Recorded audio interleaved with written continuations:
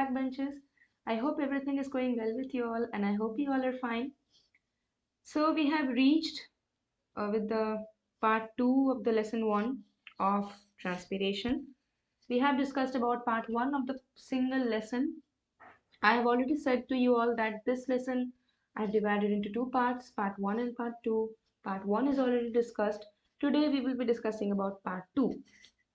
So let us quickly have a look into the chapter division. First is lesson 1, which we are in right now, and part 2 is already finished.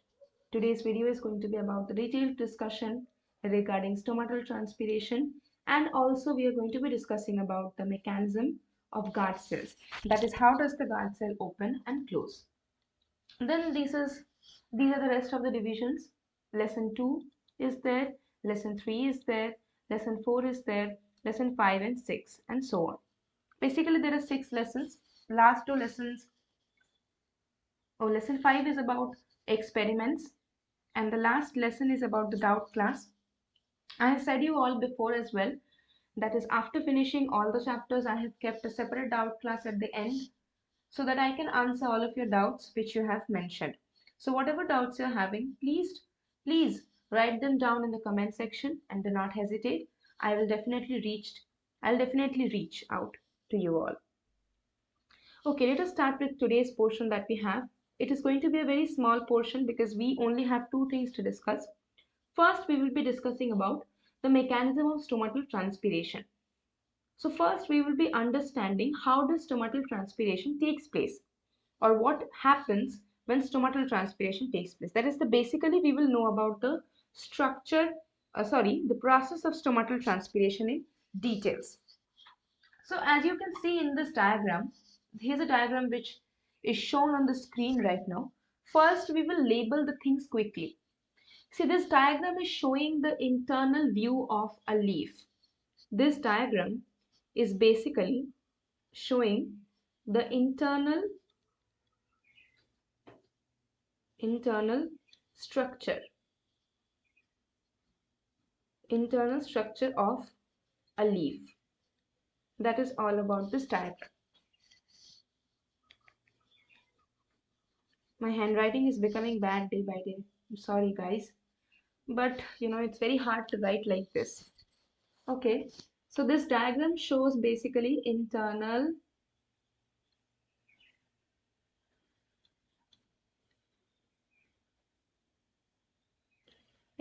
structure of leaf. That is what the diagram depicts.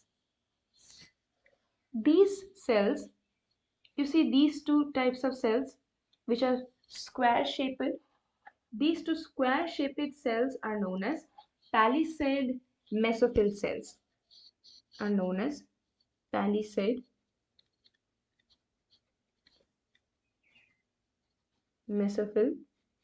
cells. Basically, this whole lining is basically the tissue. This whole thing forms the tissue of the cell.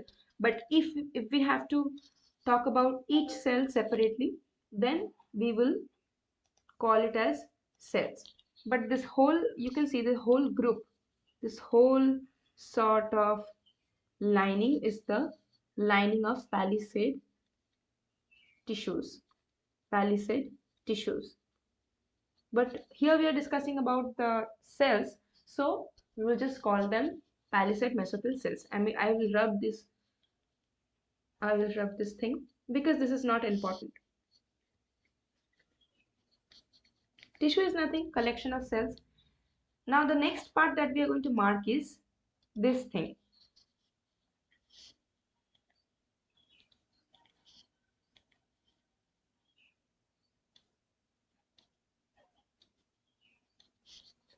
These cells, you can see irregular rounded cells. These cells are known as spongy mesophyll cells.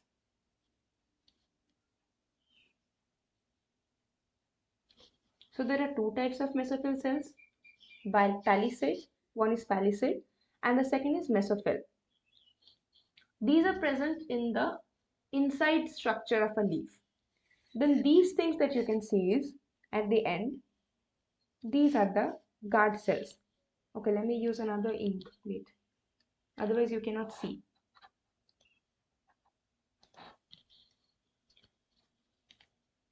These two things are the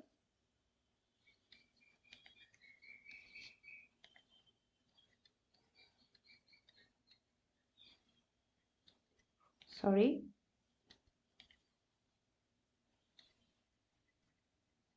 these two cells are the guard cells, and then this opening that you can see here at the bottom is the stomatal opening. So for mentioning this stomatal opening, I will write it here.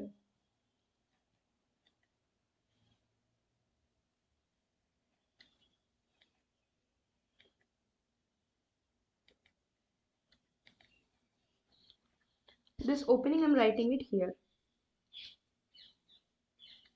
That is the stomatal opening. Now the whole point of showing this diagram to you all is this diagram. With this diagram we are going to understand the mechanism of stomatal transpiration. So what happens is water is absorbed by the plants. This portion of the chapter has a direct connection with the previous chapter. Water is absorbed by the plants through the roots. Then ultimately we know that the destination of the absorbed sap is to the leaves, because it is the leaves which prepare the food for the plant, right? Leaves are the ones which prepare food in the plant. That's why the water is transferred to the leaves. So when water is transferred to the leaves vacuoles, the leaf cells have vacuoles in them, and they are reaching the turgid condition. In this diagram, the vacuoles are not drawn, so I will draw the vacuoles for you all. See, all the leaves contains a large centrally located vacuole like this.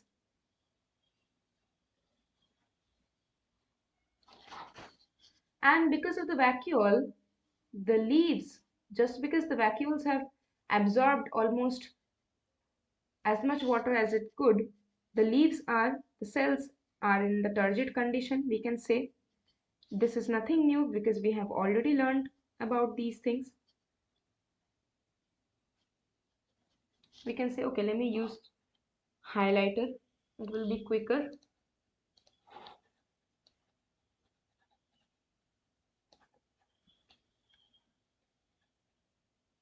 This is the vacuoles of the leaves, of the cells, large centrally located vacuole. I'm not going to draw all the cells because you can understand that all the cells consist of the vacuoles. So it is clear that the vacuoles of the cells of the leaves are completely in turgid position. That is, they are tight and they are bulged. See, the cells are tight. In these directions they will be stretched and they are bulged outwards. Now during turgid condition, if you all remember the portions for absorption by roots, two types of forces act upon the cell. One is turgor pressure. Okay, I don't think this is going to look good here. What can be used? Okay, let's use this color.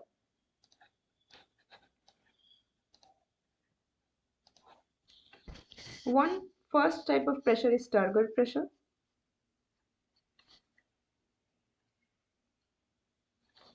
And second is wall pressure. These two forces act upon the cell when the cell is in turgid condition. That is when the cell is turgid.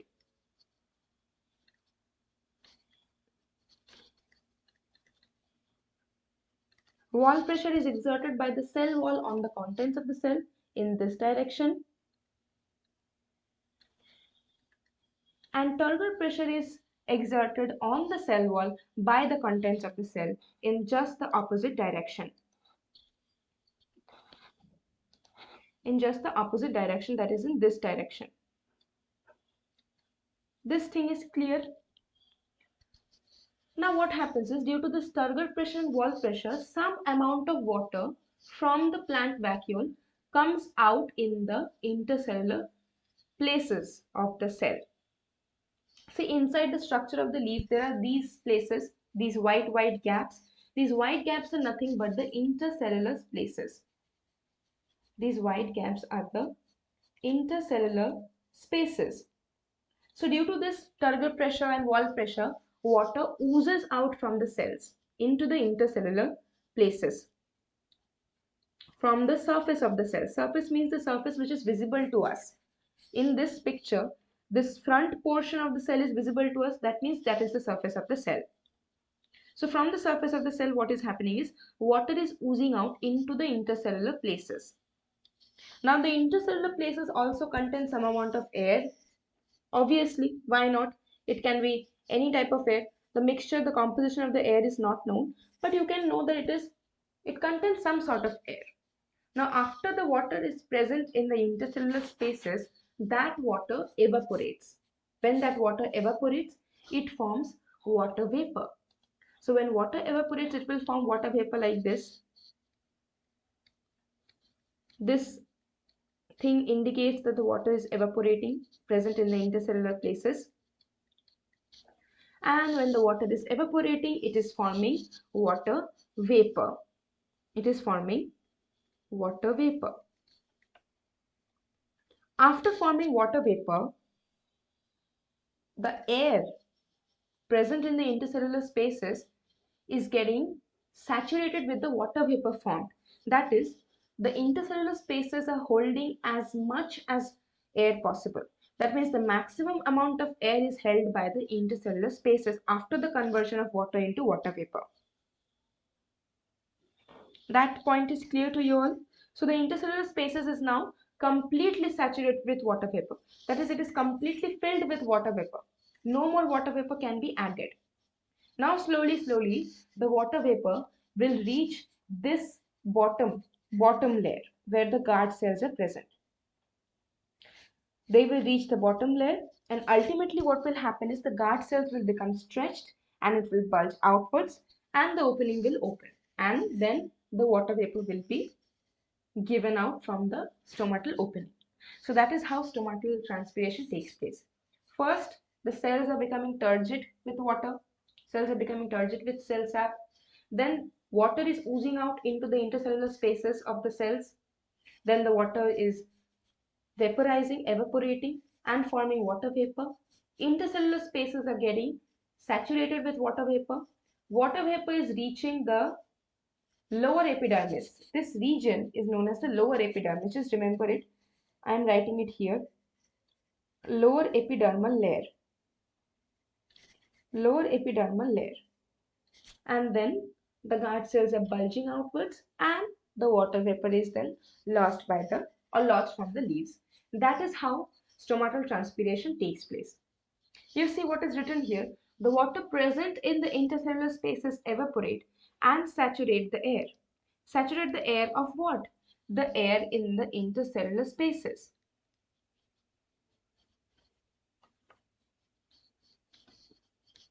Intercellular spaces, the air of the intercellular spaces. That is, it is containing maximum amount of air. Maximum amount of air. And then by diffusion, it reaches the lower epidermis layer, which I just marked of the leaf, and then ultimately it is removed. Then ultimately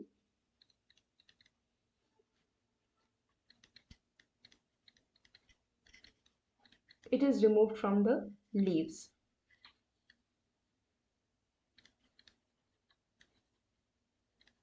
That is how stomatal transpiration takes place.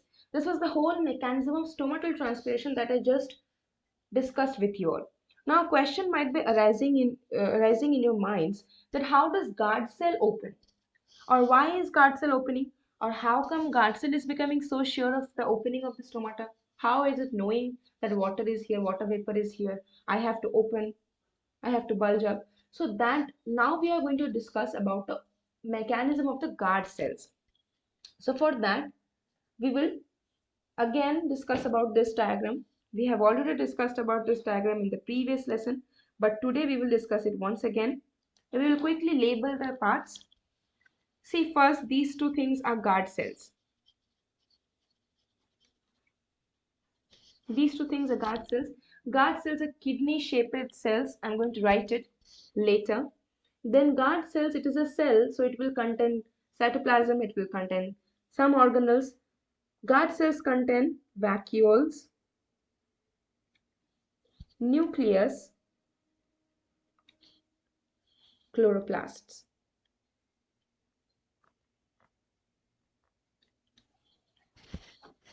Then this is the outer thin wall of the guard cell, of guard cell, of guard cell, and this is the inner thick wall, of guard cell.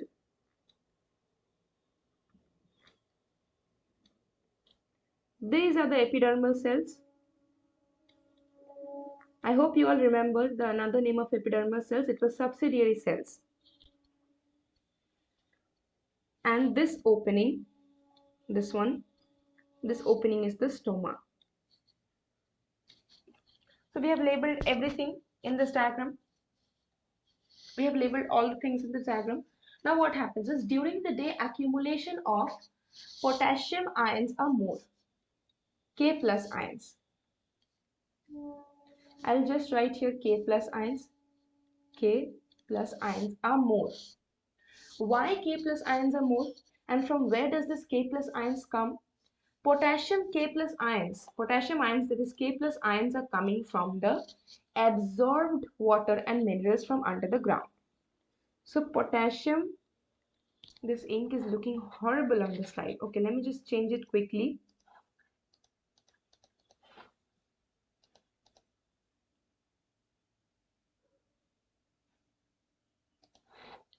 Okay, so potassium, not a good choice. I think I'll have to write it with the red one only. Okay, no problem. Potassium ions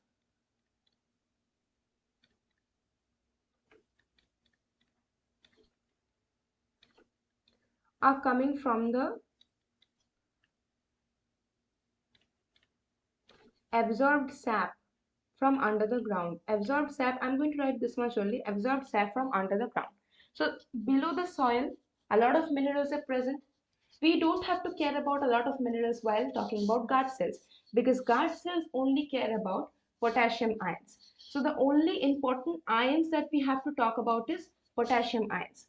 So when potassium ions are accumulated in a higher concentration or accumulated in a higher amount, then what happens is the guard cell becomes stretched and they bulge outwards in this direction. When they bulge outwards in this direction, the opening gets exposed. That is, the stoma opens, and then the water vapor comes out of the opening. Then again, when there is a loss, there is a fall. Oh, I'm so sorry. Okay, wait, I have to remove this writing from here.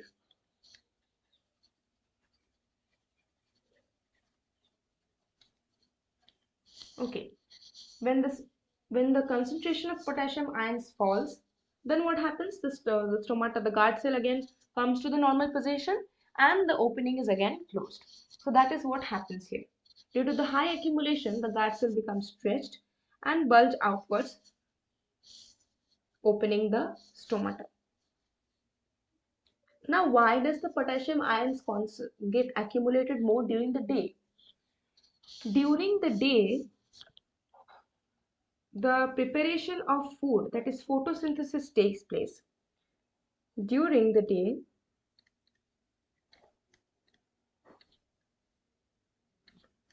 photosynthesis takes place.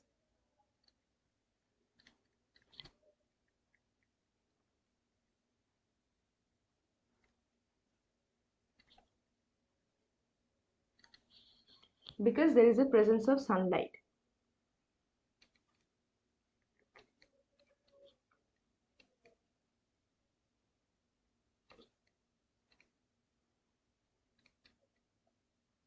Therefore, what happens is the pull of water is more during the day.